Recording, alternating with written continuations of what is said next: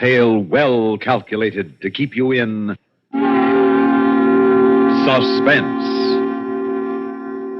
In a moment, Act One of Doom Machine, starring Leon Janney as Dr. Ferris, and written especially for Suspense by Edgar Marvin.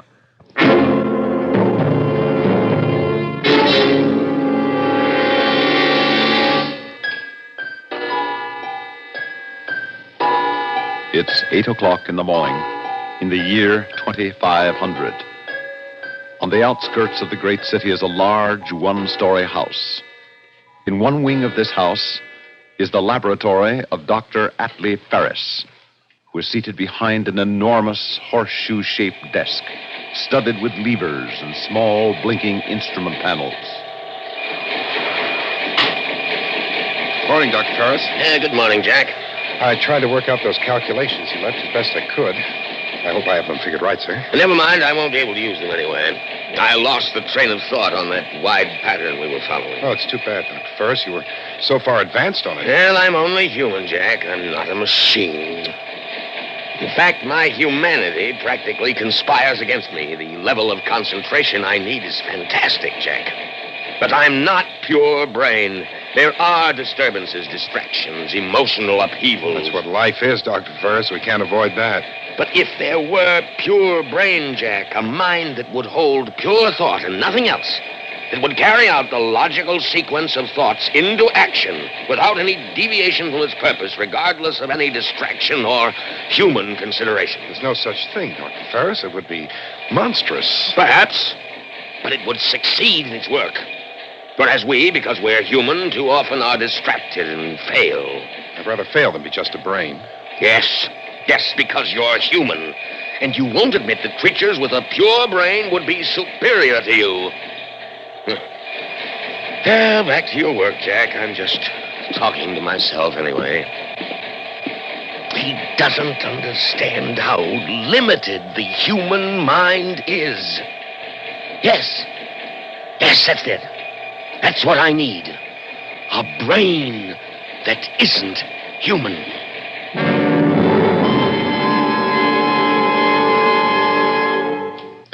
Third audio box entry, July 7th. The first parts for my new project arrived today, and I immediately began assembly. The job is going to be bigger than I expected. My original plans didn't call for motive power, but now I see that everything will be impossible unless there is force of action. Sixth audio box entry, July 20th. Sally is bursting with curiosity. But she knows enough now not to come near my workroom. Perhaps I should prepare her for the fact that we are going to have a guest in the house. 13th audio box entry, August 27th. This is probably the last report I shall make. There is complete mobility, and the concentration chamber has been sealed. Not even I could get it to change a thought once the decision trap is shut. Communicative power is slow, but there is no faltering of expression. The last thing is the will. I shall test that tomorrow. The final test.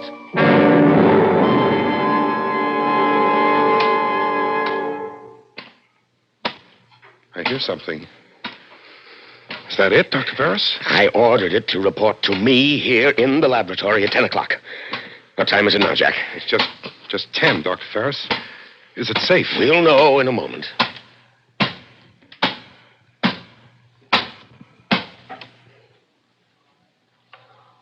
I am here, Master. It's enormous. The most enormous robot I've ever seen.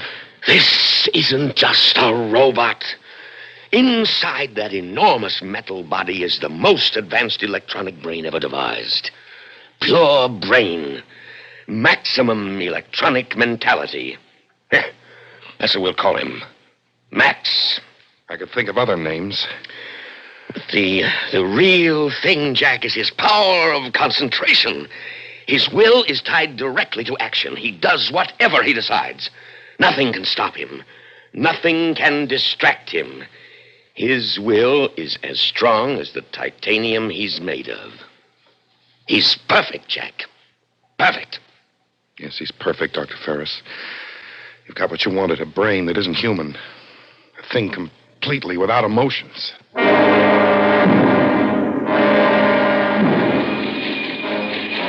Look at Daddy's laboratory, Philip. Isn't it immense? You can see and hear everything from this control room.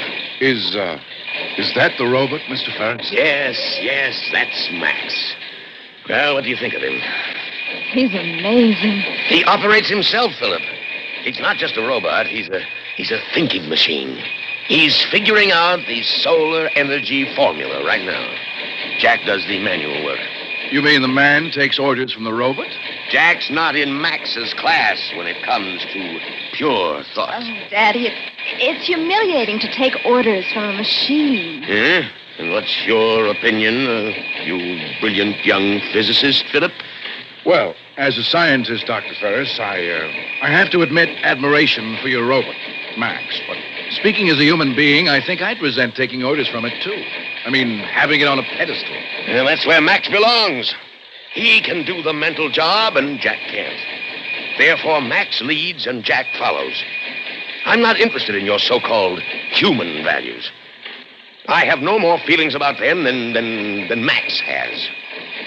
The superior always lead the inferior. That's the way it is, and that's the way it has to be. Dr. Ferris, I can't stand it anymore. I'm not working for you. I'm working for a machine, an iron monster. Oh, now don't be He knows foolish. it, too. I can feel it. He's cocky, Dr. Ferris. He gloats over us. Well, that's how you feel, Jack. Max has no emotions. He's just doing a job. I don't want to be a part of it. But he's going to succeed, Jack. Max is going to accomplish in a month what you and I have been working on for 3 years. I'm going to fly to the Capitol tomorrow to report on our progress. You can't quit now. I'm depending on you. How long will you be away? Oh, a few days, maybe a week. And the final test of the formula may come while I'm gone. You have to be here. Well, if we're that close to the end, I suppose I can stick it out. Fine. Now, if the test should come while I'm gone, I want you to record all the steps on the AudioVox tape recorder. I'll remember. Oh, and Jack, there may be some danger. You're going to be trapping the energy of the sun right in the laboratory. Radiation will be intense. Now, be sure you set the thermal drums in back of the solar tube so you can graph the heat measurement. The main thing, of course, is to be positive the formula's correct before you throw the switch. How much chance I'll have to figure that. Max makes all the decisions. Well, that's the one reason I'm not worried about the danger, Jack. You can trust Max. Whatever you think of him, you know that. I suppose so. Well, it's important that you believe in him.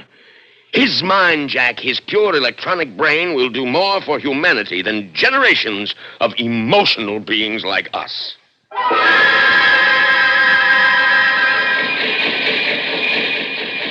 Home 23. Home 23. Omega 15. Omega 15. Thermodyne 24. Thermodyne 24. Set rheostat control. Set Rios.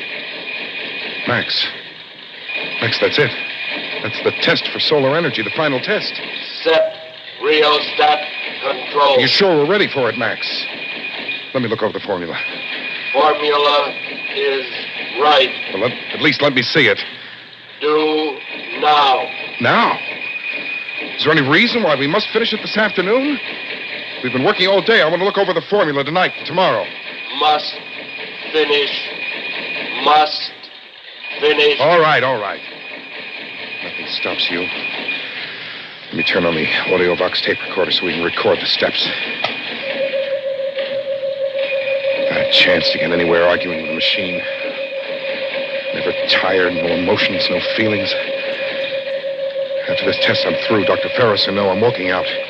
Set rheostat control. Just a minute.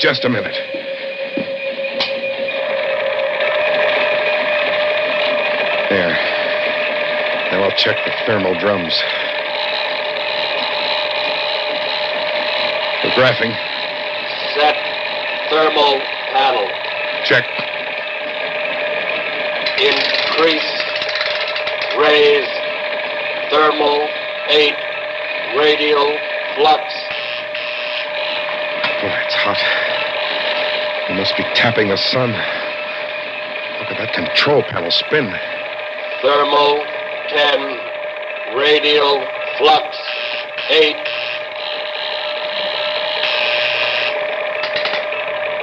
Thermal 12, radial flux 9.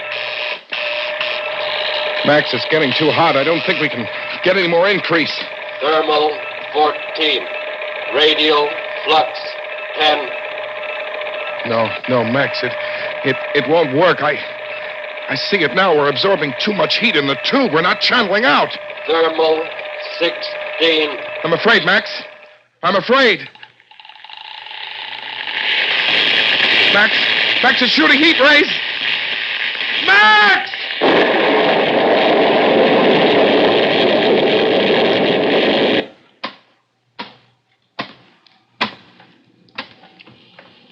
Jack gone.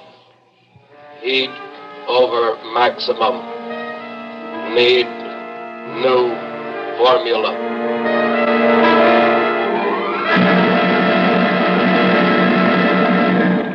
Wonderful, Max, wonderful. It's running on solar energy. With this machine alone, this laboratory model, we could power 100 factories. Heat too high. Yes, I checked the thermal drums. The heat is too high, but we can fix that. Take a little work, but we can do it. You have no idea where Jack is? Jack gone. Yes, you told me that, but where? Well, I suppose he skipped out. He's been threatening that for a long while. Fine time to do it, though. That's human loyalty for you, and he used to say you couldn't be trusted because you had no feelings. Nothing would stop you from finishing a job. No petty human considerations. Check audio box. Yes, good idea, Max. I want to hear the steps in this experiment.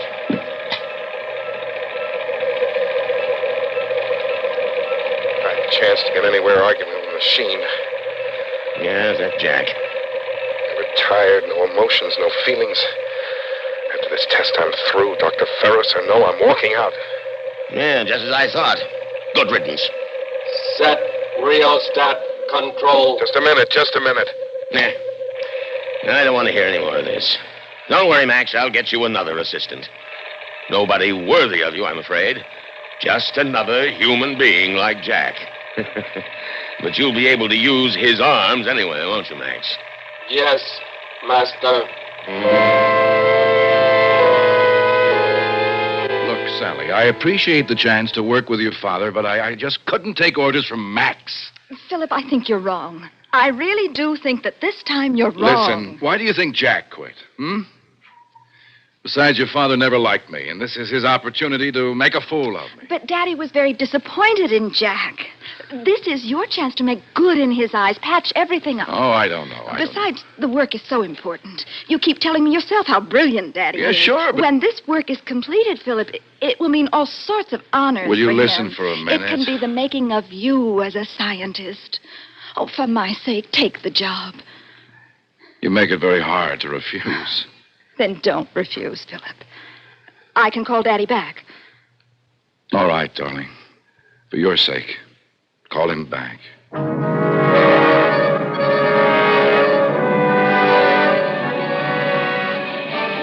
Now, Philip, the one problem we had was the excess of heat vibration in the thermal tube itself. I checked over Max's new formula to decrease that, and I think he's got it. And I've given him instructions based on that new formula. I want you to follow Max's orders completely. I'm jetting out to the Capitol again with a member of the National Thermal Committee, and I'm sure you can handle the work in my absence. Well, I don't see why not. The way it looks, I'd only be an extra pair of hands for Max. Just so. A very apt bit of phrasing, Philip. Well, Max and I might as well get to work. Fine. Max will show you how to regulate the thermal drums. Good luck.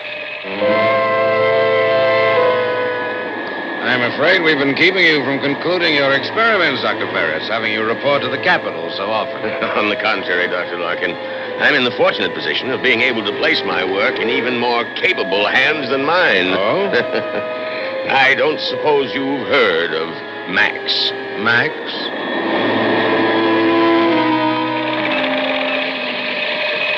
Primary field 23. Primary field 23. Secondary field 19. Coil 64. Secondary field 19, coil 64. Circumference 20 degrees. Circumference 20 degrees. But Ferris, you can't be serious.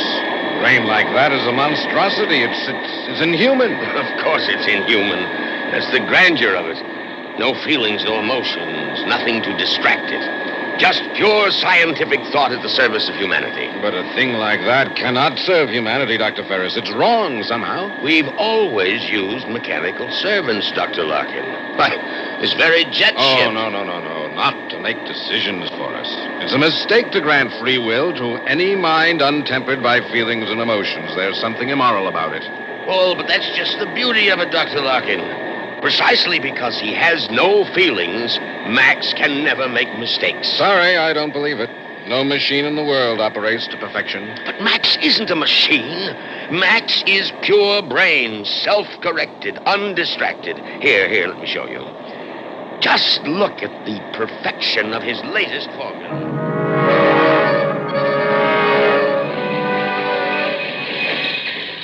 Ohm 22. Ohm 22. Omega 1 4. Omega 1 4. See? So he bases his new rheostat setting on Ohm 22, Omega 1 4. Omega? Why Omega, Dr. Ferris? Isn't that a similar ratio? Good Lord. Good Lord. What's the matter? Oh, no. Larkin, Max has repeated the same mistake. It's as high a ratio as the other. It'll build heat rather than dissipate it. If Philip goes near the thermal control with that formula, he'll be cremated, burnt to an ash. Oh, Dr. Ferris, are you sure? Unfortunately, I'm very sure. That's what happened to Jack. He was... Oh, no. Larkin, I've got to go back. I've got to get back in time. If we don't get there in time, I'll be a murderer, Larkin. You hear? A murderer.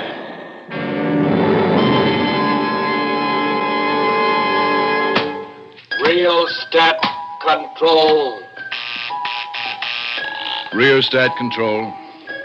Thermal panel. Set thermal panel. Well, Max, this is the big one, isn't it? We're all set to drag in the blazing sun. You know, you're not half bad to work with after a fellow becomes used to your infernal arrogance. Set thermal panel. And your infernal driving. There. All right, Max, old boy, fire away. We're on to glory. Increase raise. Thermal 8. Radial flux 6. Thermal 8, radial flux 6. Wow, this certainly builds up heat fast. Thermal 12. Radial flux 9. Thermal 12, radial... Oh. Thermal 14. Radial flux 10. Thermal 14. Machine's awfully hot, Max. There. Max, listen. I don't know about this. It's getting awfully hot.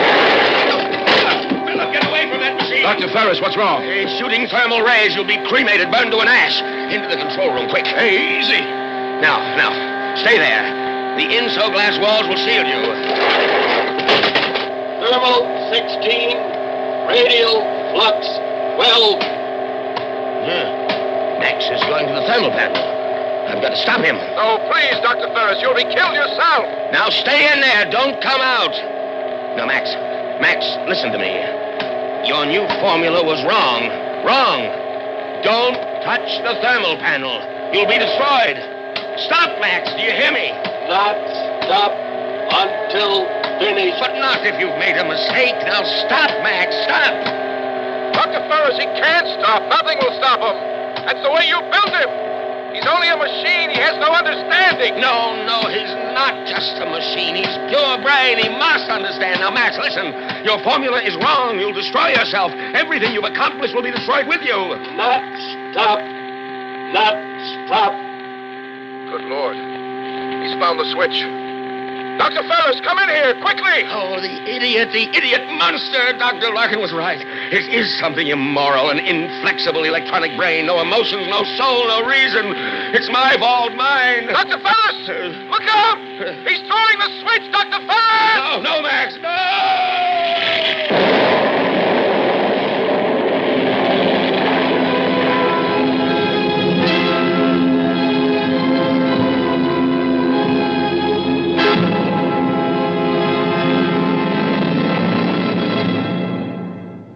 Suspense. You've been listening to Doom Machine, starring Leon Janney as Dr. Ferris, and written especially for Suspense by Edgar Marvin.